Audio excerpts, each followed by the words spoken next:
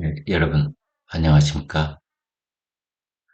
지난주에서 이번 주에 이르는 한 17개의 여론조사에서 일관되게 거의 하나도 예외가 없고 아주 일관된 흐름으로 정권 재창출, 정권 연장을 해야 한다는 국민의 여론이 정권을 교체해야 된다. 국민의힘 대통령에서 민주당 대통령으로 바뀌어야 된다라는 의견을 찌르고 있습니다. 어느 특별한 여론조사가 아닙니다. 리얼미터면 리얼미터,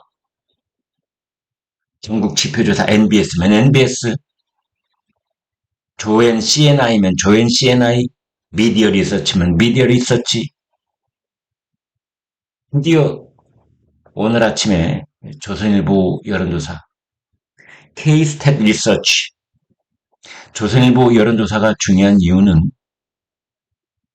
보수 진영 그리고 국민의힘에서 가장 주목하고 가장 크게 신경 쓰는 여론조사 중에 하나가 조선일보 여론조사이기 때문에 그렇습니다. 오늘 아침 조선일보 여론조사가 나왔는데 정권 재창출 45%, 정권 교체 44%. 비록 오차범위 이내이긴 하지만 정권 연장, 정권 재창출의 국민 여론이 대통령을 야당 쪽으로 바꿔야 된다, 이재명 쪽으로 바꿔야 된다는 의견을 앞지르고 있다는 그 일관된 흐름이 조선일보 여론조사로 또 한 번 확인이 됐습니다. 정당 지지율은 더 크게 의미 있는 격차를 보이고 있는데요. 정당 지지율, 국민의힘 41%,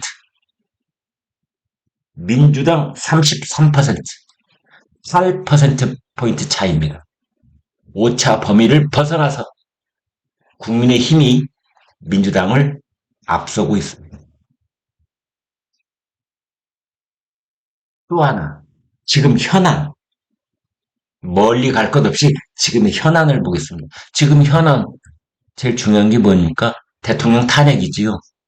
대통령 탄핵이 헌법재판소에서 인용될 것인지, 기각될 것인지, 이것 아니겠습니까? 그런데 국민 여론을 물어봤더니 조선일보 K스탯 리서치,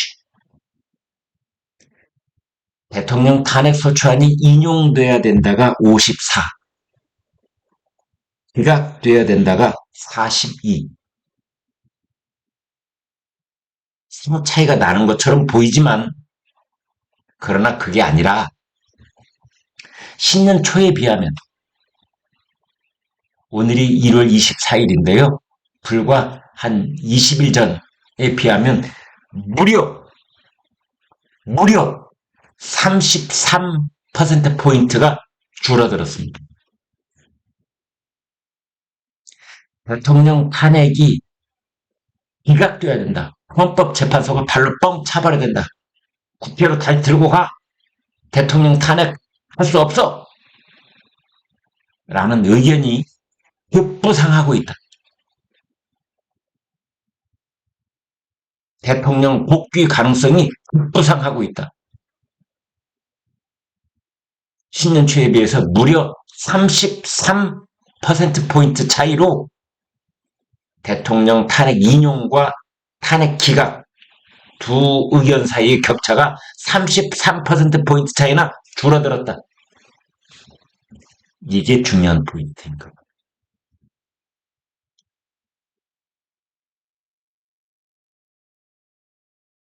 시사저널이 어제 발표를 했는데 시사저널 중도 정치적 성향을 물어봤을 때 중도, 혹자는 중도 보수, 혹자는 중도 진보, 보는 시각에 따라서 갈리기도 하는데 그렇기 때문에 더욱더 중도적인 입장이다라고 볼 수가 있는데 조앤 CNI라고 그 평판 있는 여론조사 기관하고 함께 조사를 했는데 양자 대권 주자들 잠정적으로 가상 대결을 시켜봤더니 이재명 41.8, 김문수 46.4.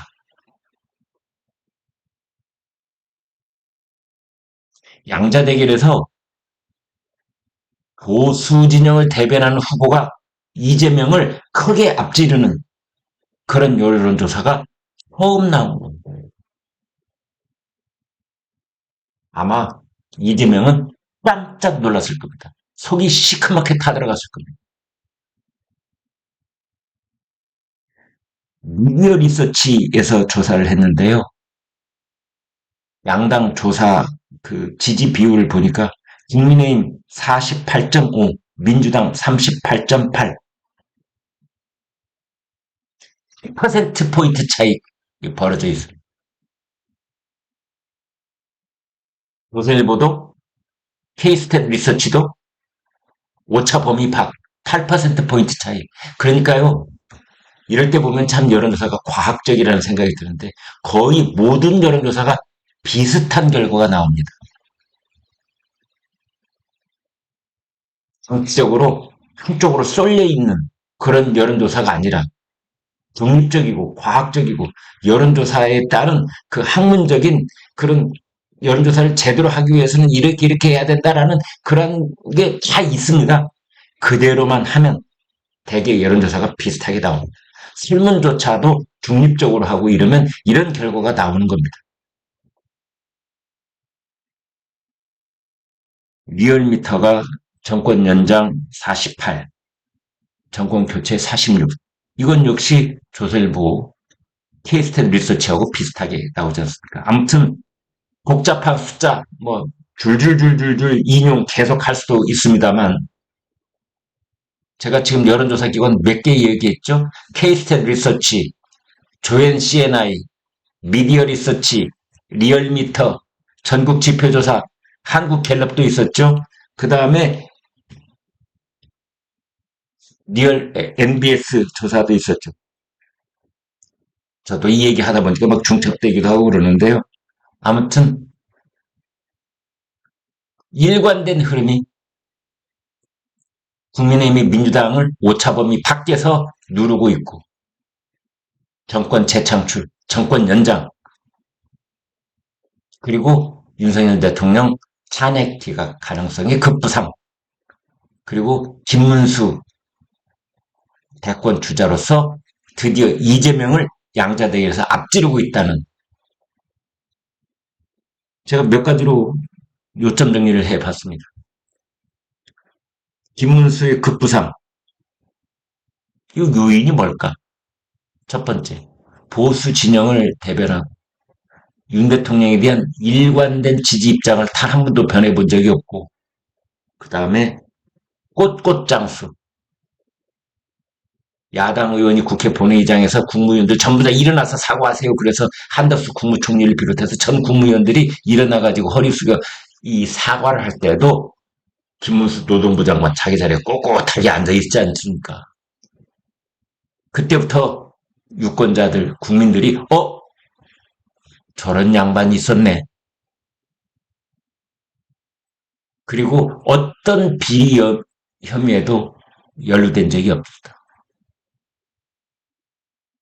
우리 노동계의 대부라고 할 수 있죠. 김문수 장관. 그 다음에 이런 현상이 벌어지고 있는 것은 이재명 민주당의 강경 드라이브, 탄핵 폭주에 대한 대역풍이, 국민적인 대역풍이 불기 시작했다. 그리고 보수층의 결집, 거기에 중도층의 편입, 특히 2030 젊은이들의 대거 편입.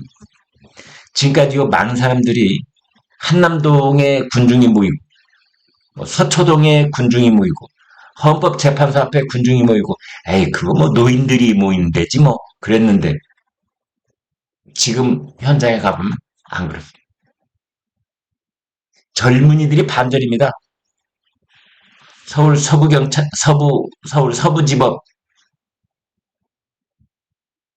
예, 대거 몰려갔던, 그래서 나중에 체포가 되고 구속이 됐던 사람들 중에 일반이 2030이었다는 거 아닙니까? 숫자로 다 드러나지 않습니까? 51%가 젊은이들 2030. 그리고 제일 중요한 것 중에 하나는 이런 현상. 이러다가 이재명한테 대권이 넘어가겠네. 그것만은 절대 안 되지. 다른 건 내가 다 몰라도 이재명한테 가는 것만은 내가 막아야 되겠다. 라는 목소리가 드디어 표출되기 시작하고 있다. 이렇게 보면 되겠습니다. 네, 여러분, 고맙습니다.